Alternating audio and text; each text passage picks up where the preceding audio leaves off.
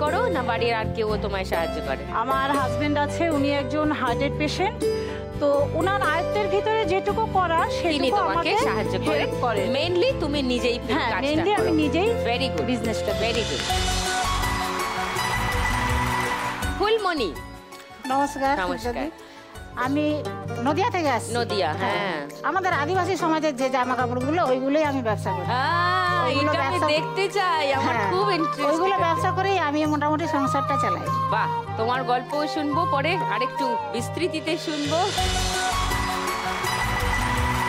শিবানী, তোমার কথা শুনি। নমস্কার, আমি ঠাকুরপুকুর থেকে আসছি। আমার খাবারের দোকান আছে। কি খাবারের দোকান? লুচি, পরোটা, ডিমের টোস্ট, ঘুগনি। খাবারের গল্প আর একটু ডিটেলে শুনবো। হু নোজ, আমরা খেতেও পারি। তিনজনকে নিয়ে শুরু করে দিই খেলা, আর খেলতে খেলতে আমরা আরো গল্প গুজব করবো। ওকে, শুরু করব আমাদের 3 স্বনির্ভর মা লক্ষ্মীকে নিয়ে আমাদের প্রথম রাউন্ড, টাকার খনি। এসে গেছে আমাদের টাকার খনি। এতে অনেক টাকা আছে। এখানে একটা ঝুড়ি আর একটা খুন্তি আছে। খুন্তি দিয়ে টাকা তুলে তুলে ঝুড়ি ভরতে হবে। ওকে, শুধু একটা টুইস্ট আছে, চোখটা বাঁধা থাকবে, না দেখে পুরোটা করতে হবে 1 মিনিটের মধ্যে। 1 মিনিটে যত টাকা তুলতে পারবে সেই টাকা তোমার। ওকে, সুপর্ণার পোল্ট্রি ফার্মের কথা শুনলাম। তুমি এই পোল্ট্রি ফার্ম কবে থেকে শুরু করলে একটু বলো আমাকে। দিদি, আমার 1996 সালে আমার বিয়ে হয়। তো আমাদের লাভ ম্যারেজ ছিল। বিয়ের পরে জানতে পারি যে আমার স্বামী একজন হার্ট পেশেন্ট। আমি তো তাকে ভালোবেসে বিয়ে করেছি, তাকে নিয়ে আমাকে সংসার করতেই হবে। সেই তো। আয়ের পথটা ছিল ভীষণই দুর্বল।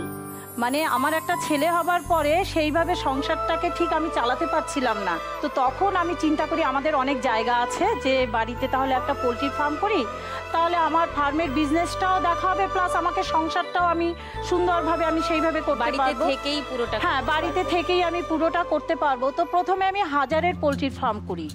করার পরে দেখলাম যে বেশ লাভদায়ক এবং আমি বেশ পেরে উঠছি, আমার কোনো অসুবিধা হচ্ছে না। তখন সেটা বাড়িয়ে আমি 2000-এর ফার্ম করি। 2000 বার্ডস? 2000 বার্ডস, হ্যাঁ।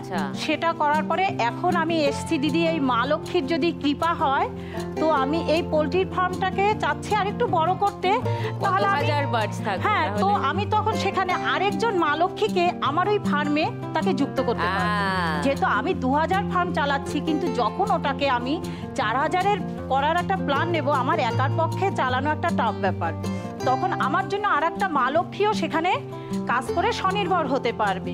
প্লাস আমার হাজবেন্ডের আমি একটু চিকিৎসা করাতে চাই। তোমার হাজবেন্ড এসেছেন? হ্যাঁ দিদি, আমার হাজবেন্ড এসছে। ও নমস্কার। এরকমই হওয়া উচিত আমাদের মা লক্ষ্মীদের।